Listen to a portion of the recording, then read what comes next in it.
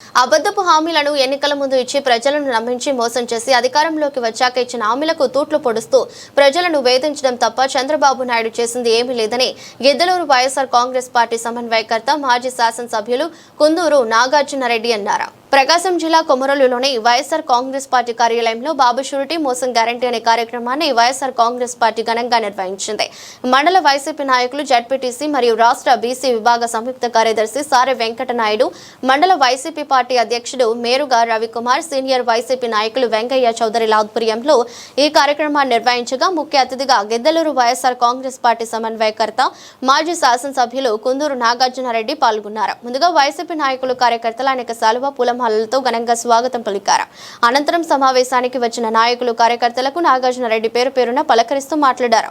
అనంతరం కార్యకర్తలను నాయకులను ఉద్దేశించి ప్రసంగించారు. సందర్భంగా కుందూరు నాగార్జునరెడ్డి మాట్లాడుతూ గత వైసీపీ ప్రభుత్వంలో అప్పటి ముఖ్యమంత్రి జగన్మోహన్ రెడ్డి సంక్షేమ పథకాలను ప్రజలకు ఇళ్ల వద్దకు అందిస్తూ అధికారంలోకి వచ్చిన 9 నెలల్లోనే ఇచ్చిన హామీలను నెరవేర్చి తాను ఇచ్చిన మేనిఫెస్టోను దైవంగా భావించాడని, కానీ ఇప్పుడున్న ముఖ్యమంత్రి చంద్రబాబు నాయుడు తను ఇచ్చిన దొంగ హామీల మేనిఫెస్టోను చెత్తబుట్టలో పడేశాడని, పరిపాలన గాలికి వదిలేశారని, ప్రతిపక్ష నాయకులను కార్యకర్తలను వేధించడం, కేసులు పెట్టడం, ఎవరు ప్రశ్నించకుండా చేయడం తప్ప ఆయన చేసింది ఏమీ లేదన్నారు. కూటమి నాయకులు ఇచ్చిన అబద్ధపు హామీలను నమ్మి మరింత మేలు జరుగుతుందని మోసపోయి ప్రజలు వారికి ఓట్లు వేశారని, జగన్ మీద వ్యతిరేకతతో కాదని మరో 3 సంవత్సరాల తర్వాత తిరిగి వైఎస్ జగన్మోహన్ రెడ్డికి పట్టం కడతారని ఆయన ఆశాభావం వ్యక్తం చేశారు.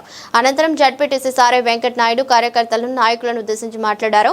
ఈ కార్యక్రమంలో JAC convener Mohan Reddy, vice MPP Moulali, ఎంపీటీసీలు సుబాని, తిరుపతి రాజు, యువ నాయకుడు చేదుళ్ల రమణారెడ్డి, మండలంలోని సర్పంచ్లు, వైసీపీ కమిటీల అధ్యక్షులు, కార్యకర్తలు పాల్గొన్నారు.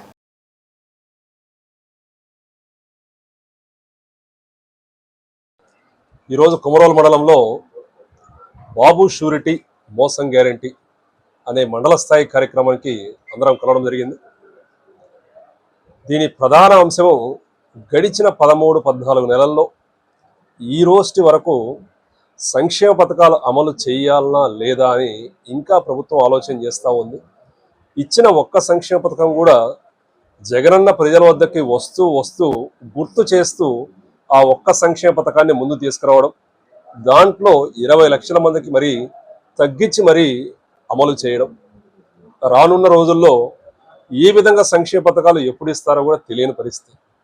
గడిచిన 5 సంవత్సరాల్లో 2019 నుంచి 24 వరకు 14వ నెల లోపలనే మాజీ ముఖ్యమంత్రులు జగన్మోహన్ రెడ్డి గారు సంక్షేమ పథకాలు అన్నీ అమలు చేసి 5 సంవత్సరాలు ఇచ్చిన హామీలు, సంక్షేమ పథకాలు ఇచ్చే బాధ్యత ప్రభుత్వాన్ని అని దానికి ఒక బైబుల్గా, ఖురాన్లా, భగవద్గీతలా మేనిఫెస్టోని భావించి అమలు చేసిన పద్ధతి ఏ విధంగా ఉంది. 5 సంవత్సరాలు ప్రతి ఇల్లు చాలా చాలా సంతోషంగా ఒక సంక్షేమ క్యాలెండర్ తోటి చాలా ఆనందంగా ఉన్న రోజులు ఏ విధంగా ఉన్నాయి. ఇప్పుడు ఈ 14 నెలల్లో ఒక్క సంక్షేమ పథకం కూడా అమలు చేయలేని పరిస్థితి, దరిద్ర స్థాయికి ప్రతి కుటుంబం చాలా చాలా బాధపడుతూ ఉంది. ఇది రాష్ట్ర స్థాయి నుంచి గ్రామ స్థాయి వరకు తీసుకువెళ్ళవలసిన అవగాహన సదస్సు. ప్రతి ఇంట్లో వాళ్ళు ఒక్కసారి ఆలోచన చేసి ఏం పోగొట్టుకున్నాము, గడిచిన 5 సంవత్సరాల్లో మేము ఎంత ఆనందంగా ఉండేవాళ్ళము, ఈ 14 నెలల్లో మా పరిస్థితి ఏంటి అని ప్రతి ఒక్కరూ పోల్చి చూసుకోవాల్సిన అవసరం. ఏదైతే 2024లో ఆలోచన చేశారో, మోసపోయారో, లేదా సరిగా ఆలోచన చేయలేకపోయారో, లేదా ఇచ్చిన మేనిఫెస్టోకి ఆకర్షితులై ఓటు ఆలోచన చేయలేకపోయారు, కానీ ఆ వేసిన ఒక్క ఓటు 5 సంవత్సరాలు బాధపడే విధంగా చేస్తూ ఉంది. ఇది ఖచ్చితంగా ప్రజలందరూ చూస్తూ ఉన్నారు. దాంట్లో భాగంగా అవగాహన సదస్సు కోసమే ఈరోజు గ్రామ స్థాయి వరకు వైఎస్ఆర్ కాంగ్రెస్ పార్టీ ముందుకు వెళ్ళి ప్రతి ఒక్కరిని మేలుకొలిపి ఈ పోల్చి చూడడం, రానున్న ఎలక్షన్లో ఇటువంటి పొరపాటు మళ్ళీ చేయడానికి లేదు.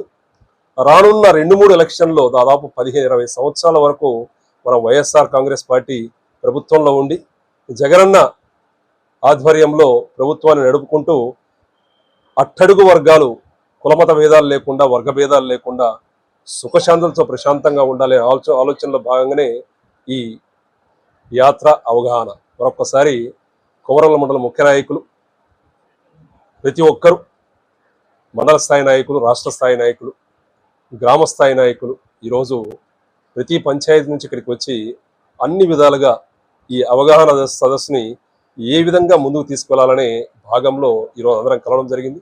దాని గురించి మాట్లాడుకోవడం జరుగుతుంది. మరొక్కసారి వచ్చిన ప్రతి ఒక్కరికి ధన్యవాదాలు తెలుపుకుంటూ సెలవు తీసుకుంటున్నాను.